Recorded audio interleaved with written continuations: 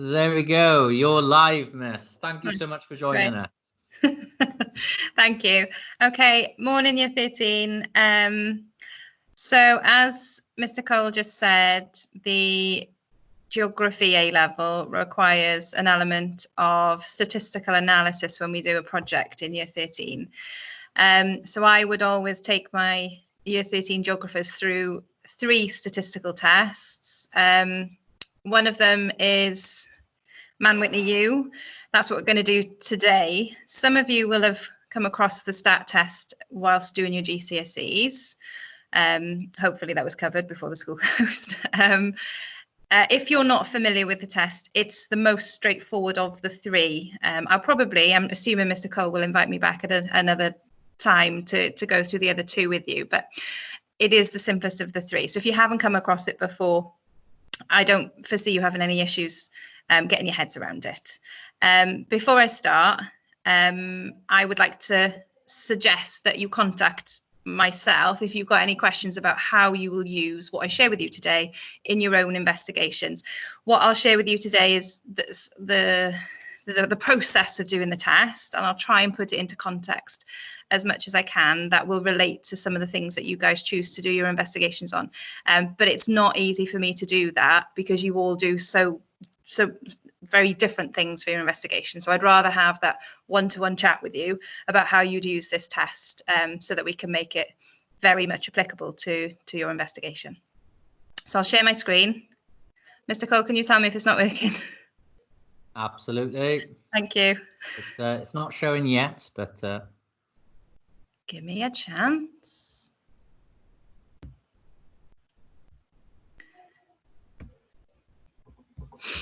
Okay, you should be able to see the PowerPoint now.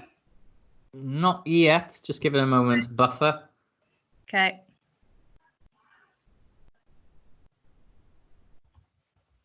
No, not worked. No, not yet. Just unshare and no, another go. I haven't pressed all the buttons I need to yet. Sorry, that was my fault. Yeah, now you're sharing. Yeah, okay. Right. Phew. Okay, so I'll try and go through this really, really simply and use language that I would like to hear to try and understand the test, because I'm not a mathematician myself. So this test is a statistical analysis test, and it is a test that you would use if you wanted to prove a relationship between 2 variables, so 2 sets of data. I'll go into more of that a little bit later on, but that phrase there is key as to whether you use this test or not in your investigation. You use it when you are trying to prove a relationship between 2 sets of data. Okay, a correlation might be another term that you've used whilst doing your GCSE maths and numeracy. So I've just popped some examples on the PowerPoint here that illustrates the various relationships that you could have between 2 sets of data. So you've got very simply shoe size and height. So when I say between 2 variables, that's what I mean. Height is my first variable and shoe size is my second. You can see in the first scatter graph that there is a fairly or very strong positive relationship. The way in which those plots have been formed on the graph. The middle graph, you can see they're a lot more scattered. There isn't really a relationship that can be identified there. And the last scatter graph shows a very strong negative, moving downwards with the plots, a very strong negative correlation between those sets of data. So what I would urge you to do, if you've decided, you've talked through with your tutor, with Mr. Cole, with myself, with Miss John, talk through the fact that you're going to use this test for your investigation. You start by drawing a scatter graph for the 2 variables that you wish to test. That's because if you end up with a scatter graph like the one in the middle, what you can see now, clearly there's no relationship. So it kind of makes no sense for you to go ahead with the test. If you've got a hint of a relationship, it doesn't have to be a really strong relationship, but if you've got hints from your scatter graph that there is going to be one, then go ahead with the test. Okay, so we've got positive correlation, no correlation, and negative correlation. Start with your scatter graph. Okay, Why Mr. Cole is asking me to do this session now is because you have to plan what you do for your investigation to suit being able to use this test. There's a way in which you need to collect your data. There's no good in coming up with your question, planning how you're going to collect your primary and secondary data, get into the analysis bit and realizing the data you've collected doesn't suit any of the statistical tests. You have to do those tests to get your higher bands. So think about what test you're going to do before you start collecting your data. Sorry, there's a bit of noise in the background. Is it getting on your nerves? Am I still okay? Fab, miss. Okay, the Hoover's going now. So the way in which you collect the data, it needs to be collected in pairs. And I wouldn't suggest collecting any more than 30. So each of your data sets should be sized 30 and no more. The reason for that is to do Spearman's rank with a data set that's bigger than 30, or two data sets that are bigger than 30, doing the test itself becomes really complicated and you have to move to software that's on the internet to be able to do it. So again, like I said earlier on, planning how you're going to collect your data is really important. If you planned to collect a sample size of 50, you can't simply just chop off 20 lots of data so that you can do the test, because that would be desperately unfair on the data you collected. So plan for 30 if you're doing this test. I'm just going to shut the door, sorry.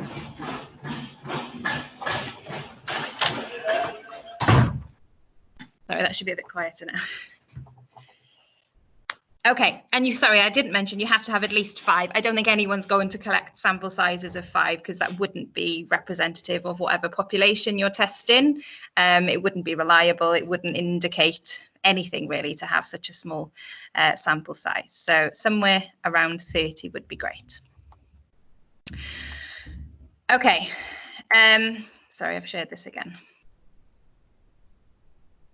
Just going through on the PowerPoint there, the 2 different types of relationship that you can get. I think I've done that anyway. Okay, to start your test, and I think this needs to be a feature in your investigation write-up. Don't just do this and then drop it off when you come to put in what you've done for the test directly into your project, your portfolio, your write-up, whatever you want to call it. We would like to see that you've written a null hypothesis. So that's a negative statement. There will be no correlation between, there will be no relationship between whatever 2 sets of data you've decided to use. You then have to write an alternative hypothesis, which is your positive statement. So there will be a relationship between. In this example, I'm going to use height and shoe size, but we'll talk about how you use it later on. Okay, so there won't be is your null. And your alternative is there will be. Now, they're 2 statements, hypotheses that you set out right at the very beginning, so that once you've completed the test, it's the very last thing you do. You come back to them and you comment on which one of those statements is right. Is it your null hypothesis or your alternative that you're accepting? Which one are you rejecting and why? So those 2 things are features of this test. Make sure that they feature in your investigations. Okay. Once you've got your 2 data sets, no bigger than 30, you have to rank the value in each set separately, with the largest value having the rank position of 1. I'll go through an example of that in a second. Of course, for example, if you were collecting height of people, that's one of your data sets. You could have 2 people in your data set that are 5'6" inches. So when you're ranking data, you've got these 2 values at the same, and you're not really sure which rank position to assign them. So in that situation, you need to give them an effective rank. I'm sure you've done something like this in your GCSEs. I'll go through how to work your effective ranks out in just a second. Okay. In basic terms, you add up the ranks that they would have had and then divide them by how many of those values there are. As I said, I'll go through an example now. Okay, so you'd need to set yourself up a little data table to put your data into. So this is my very straightforward example. I've got height as my data set 1. You can see I've got enough data in there because it's more than 5 and less than 30. And for the person that I've measured the height of, I've also got their shoe size. Remember, this data has to be collected in pairs for it to work. Okay. So I've got data set 1 height, data set 2 shoe size. I'm going to rank them separately. So I'm going to rank height and then I'll rank shoe size separately. Remember, the largest number, you should have just seen rank 1 pop up. Are you still with me? Yes, Miss. Yeah, okay, thank you, Mr. Cole. So you can see the largest number in data set 1 in height has got rank position 1, 6 foot 2 inches. Then we've got the next one, 6 foot 1, rank position 2, rank position 3, all very straightforward at the moment. Rank position 4 is signed, very straightforward, and rank position 5 assigned. Now, when we get to rank position 7, we've got 2. Can you see my cursor moving? Yes, Miss. Thank you. Well, try again. Yeah. Okay. Yeah, it's that. Yeah. Okay, so we've got 2 5 foot 5 values in this table. So we can't just go and give one of them rank position 7 and one of them rank position 8, because again, that would be unfair. So they would have been, both of them, if we look at the 2 of them as a pair, they would have been rank position 7 and, oh, there we go, sorry, and rank position 8. So what we do is we add rank 7 and rank 8 together, because that's what they would have been. So together that adds to 15. Now there's 2 of them, so we divide the 15 by 2, and so then we assign both of them a rank position of 7.5. So that's 15 divided by 2. I'll go through that again in a second, which is it, and it's slightly different, so hopefully you'll understand that then. Okay, so they both have rank position 7.5. Now to rank those 2 values, we've already used rank position 7 and 8. So make sure your next rank position is 9. I think one of the errors that's often done when you're doing this is because the last rank you've given is a 7.5, you might rank position the next one as 8, but you've already used that in the calculation of these 2 here. I'm not sure if I'm explaining this very clearly. Hey, Miss, if I'm following, that means you're doing a great job.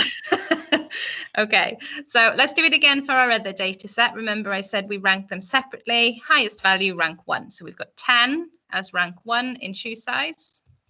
He or she had very big feet. 9, rank 2. Now we've got shoe size 8, and we've got 2 of them. Okay, so we're going to go for the effective rank. They would have been rank 3 and 4. So we add 3 and 4 together to get 7. There's 2 of them, so we divide by 2. So they each get 3.5. We've used rank positions 3 and 4 for those 2. So the next one we assign is 5. So you can see the shoe size there of 7 has got rank position 5. 6 is easy enough. Now we're left with 3 values of this that are the same. So we've got 3 people with size 5 shoes. So we're going to give the effective rank this time, but this time there's 3 of them, not 2. Okay, so we've just assigned rank 6. So they would have been rank 7, 8, and 9. So we're going to add 7, 8, and 9 together. 24 is a total. Now, because there's 3 of them, 3 people with size 5 shoes, we divide it by 3. So each of them get a rank position of 8. Okay, which is a bit confusing because you've got 9 in the data set. Your highest rank on this size is 8, but it is your effective rank. It is what it is. Do you want to pop your hands up if you've got any questions at that point? Mr. Cole, can you keep an eye out? Yeah, I am. I'm on the side. Okay. What Miss is referring to is the little hand at the bottom of your screen. So if you want to pop that up and speak, that's great. But if you just want to open up the chat, I'm keeping an eye on that. So Miss, you don't need to look at that. I'll just alert you when it comes up. I'm looking at the PowerPoint. I'm not sure how to look at the chat at the same time. So I'm just going to talk blindly. You go for it. Okay, so we've got two two steps left, sorry, before we can use the Spearman's rank equation, and we're nearly done. So D in this table stands for the difference. So that means the difference between the two ranked positions, not between your values. You're looking at the difference between your ranked positions. So for this person here, who was height 5'5" and shoe size 6, we've got a rank position on this side of our table, 7.5, and on this side we've got a rank position of 6. So the difference, 7.5 minus 6, sorry, is 1.5. Okay, keep going, working down the table in that way. So 6 minus 8, minus 2, 5 minus 8, minus 3. I might have made a few errors in this, so let me know. 9 minus 8, 1. 4 minus 3.5, 0.5, and so on. Okay, now you'll see that when we've done the differences here, we've got some negative values. The Spearman's rank test hates negative values. So simply just to get rid of the negatives, we square it, which is the last step, this last column here. That's the only reason why we square it, is because we can't use negative values in the test. So 1.5 squared, minus 2 squared, minus 3 squared, and those are the rest of them in the table there. Okay, now this symbol you, I'm sure, are familiar with from the maths that you've been doing with your maths teachers. It means sum of, so add together basically. And if you can't see my cursor moving, I'm looking at the very bottom right-hand square of this table with this purple text, the sum of D squared. So that's the total of all your differences, D squared. So you've just squared all of your differences in this last column. So all it's asking you to do is add them up really simply, 2.25 plus 4 plus 9 plus 1 plus 0.25 and so on. And if you did that, you should get a value of 66. Okay. Still okay, Mr. Cole? Absolutely. Okay. So what we're looking at now on this slide is the Spearman's rank correlation coefficient equation, formula, if you like. It looks quite scary initially, but it's really straightforward to break out and to work with. So I'm just going to go through how you do that step by step. If you need me to go through this individually with you at a later date, please do. But get over that fright of looking at it, because it's really not that tricky. If I can do it, you all can. Some things you need to know before we start. N equals the number of pairs in your data. So if I just quickly go back to our table, we've got 1, 2, 3, 4, 5, 6, 7, 8, 9 pairs in this table. Remember, you could have up to 30 pairs. So N is the number of pairs. We're going to calculate our Spearman's rank to 3 decimal places. That's just a recommended thing to do when you're using this test. Okay, so in this example, as we just counted in the table, our N, number of pairs, is 9, but yours could be 30. Okay, and our sum, so this sort of weird looking capital E, sum of the differences squared is 66. This is all relating to this table that we just went through, height and shoe size. Okay, so we know those two things from the table.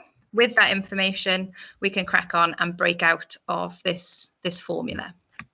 So the RS is just the mathematical symbol for Spearman's rank. You don't need to do anything with that. So the RS value equals the whole number 1. So start with the number 1 minus whatever we end up with inside of these brackets. So 1 minus whatever we end up inside this bracket. Now, what we need to do then, of course, to know what we're taking away from the whole number 1 is we need to work out and break out of these brackets. Okay, so I'm going to stick some numbers in. So 6.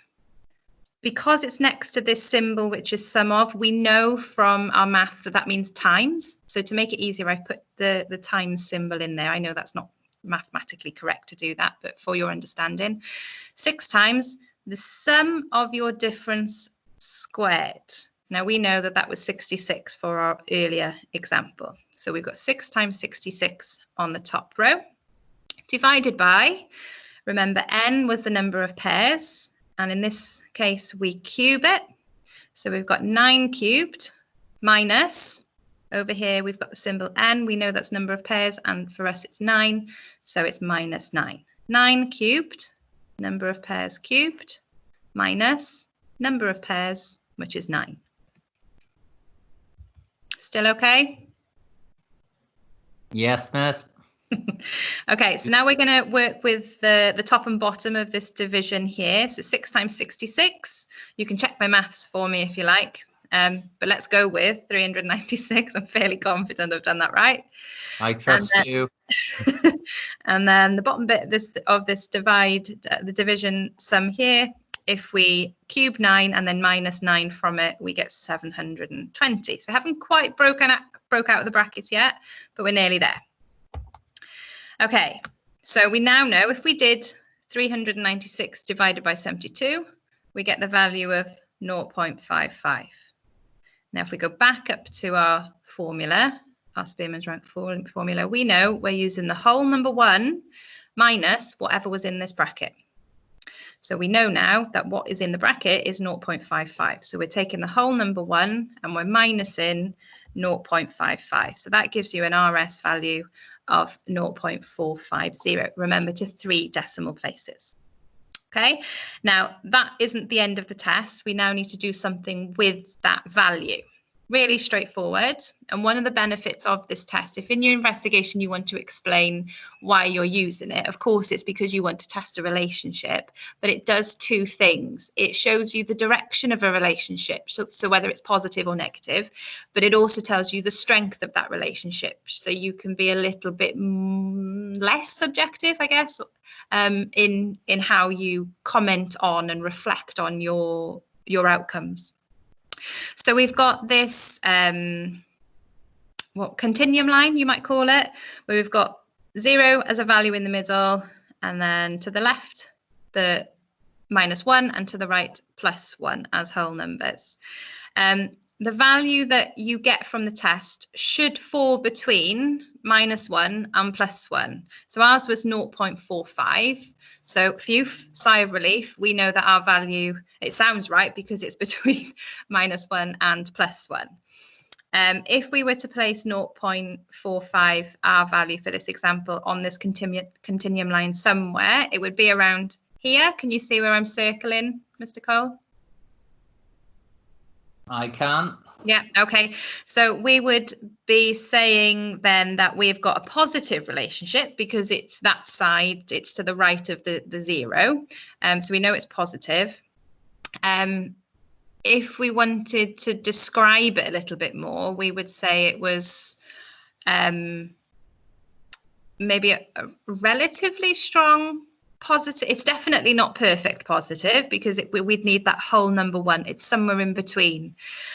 So we'd be looking at a relatively strong positive correlation between shoe size and height. So that is saying, on the whole, most people, there was a relationship between how tall they were and what shoe size they are. I think we can probably all guess that it's typically, if you're taller, you've got bigger feet. But because we didn't have a perfect positive correlation, a value of whole number 1, then we can't categorically say that that is what's happened.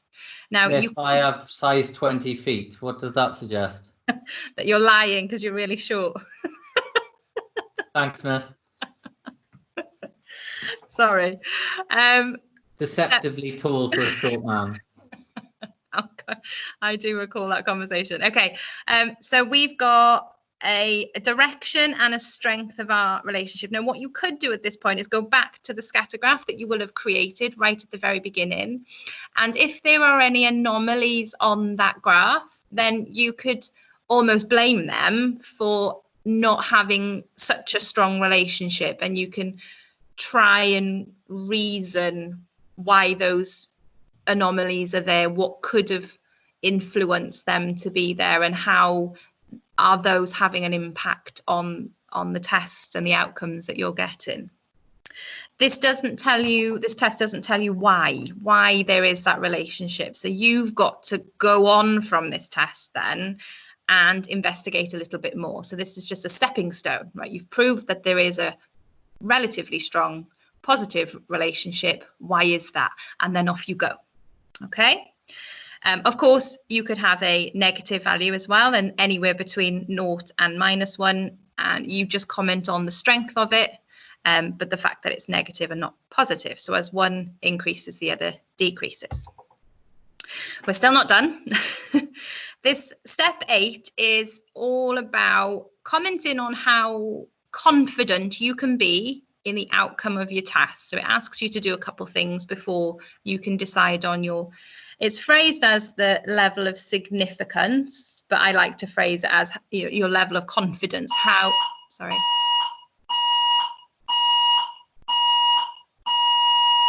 How confident can you be in the test that you've just done? So to give you an example, if we were doing a drug trial for the coronavirus pandemic, the disease, then we would need to be 99.9% certain in our outcomes. Now, you're just doing an A-level investigation, so you don't have to be 99.9% certain on your outcome. You can go to 95%. So there's a 5% chance that actually that your test doesn't prove anything at all. When you're doing the critical value, trying to calculate your critical value, you need to work out what your degrees of freedom are. You'll have that as a phrase in the test. That just simply means the number of pairs. So we know for us it's 9. Okay. Sorry, what I haven't done is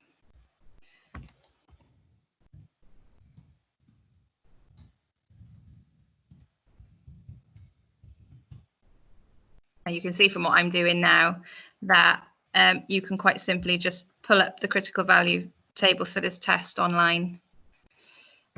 Okay, I'm assuming you can all still see what I'm doing, yeah? Yes, miss, no problem. Oh, no.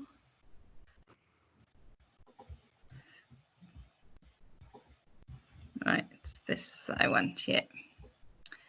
Okay, oh, the one I've picked is a bit blurry. Let me go back, see if I can pick a different one. Oh, that's a nice, simple one. I'll update the PowerPoint, so there's one already on the PowerPoint that's shared with you to save you doing what I'm doing here now. Okay. So we've got the significance level here of 95%, which is what I was just talking to you about. As I said, if we were doing something way more important, we'd go for the significance level here of P 0.01. That's 99.9% certain in our results. We're okay to use, in this case, these values for our critical value, these ones that are in bold. Okay, so you're going for a 0.05% significance value. Now, remember, N for your critical value was number of pairs. We know in our example that we had 9 pairs. So we're going to go down to 9 and we're going to look across to, remember, sticking with your 95% certainty level, 9 pairs. We're looking for a value of 0.700. So all you'd need to do at this point is just take a note. That is your critical value. You've used your degrees of freedom, N, number of pairs, 9 in this example. We're working with 95% certainty, so 0.05 as your significance level.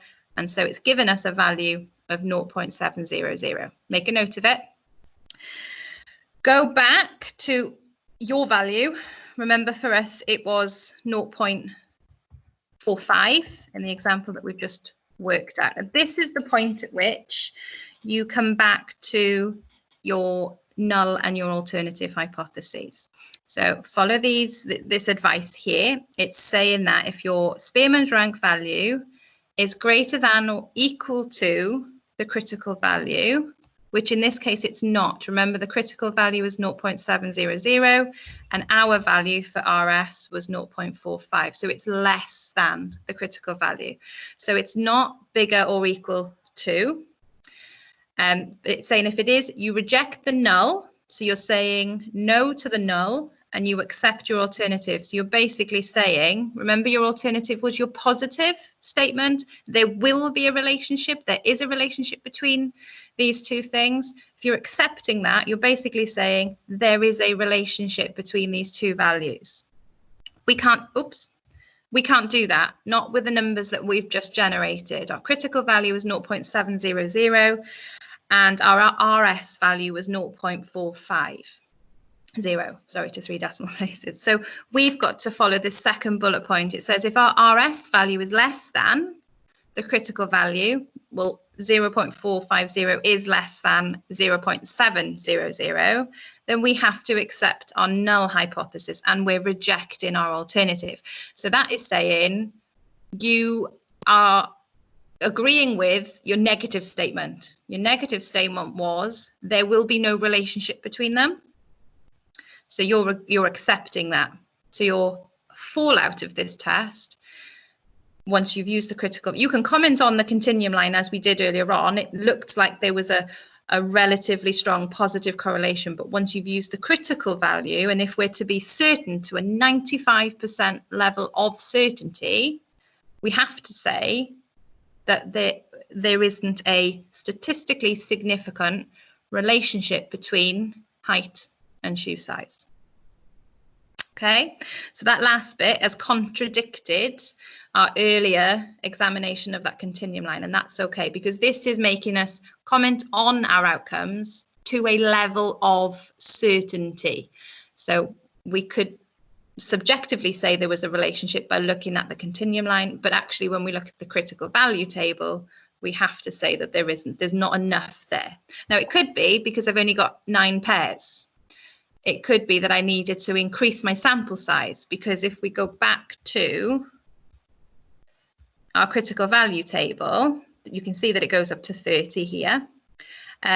If I'd had a bigger sample size of 20, for example, so my degrees of freedom here would be 20, I'm looking at a much lower value that I needed to get for 95% certainty. So the error there could be our sample size wasn't big enough. And I did say that at the beginning, rule of thumb, A level for reliability, your sample sizes should be 30 or there and thereabouts. Phew, right, one last thing and then I'll let you go. This was shared with me. I have, can you see the Excel document now, Mr. Cole? Sure can. Okay. This was shared with me by another geography teacher. I can't make any claims to me putting this together myself, but students, geography students have really valued it. You plug the numbers in and it does that equation bit for you that I've just wasted 20 minutes going through. No, you need to have your understanding of how the formula for the test works. But if you use this table, you plug your numbers in and it does the rest for you. And you've just got to come back to your continuum line and the critical value table. Okay, so I'll get Mr. Cole to share this with you. I'll also get him to share this PowerPoint with you so that you can go through each step by step. And that's my best piece of advice, is just take each step at a time. Start with your scatter graph, set out your hypotheses, design yourself a little table, ask for help along the way. But when you get to using the formula, that could be your saving grace there. Okay. I think the real benefit, Miss, is that because obviously this has been recorded, and you mentioned about students going step by step, they can literally watch a step, complete the step, check the step, and then move on, can't they? So yeah, absolutely. Now, I'm very, very much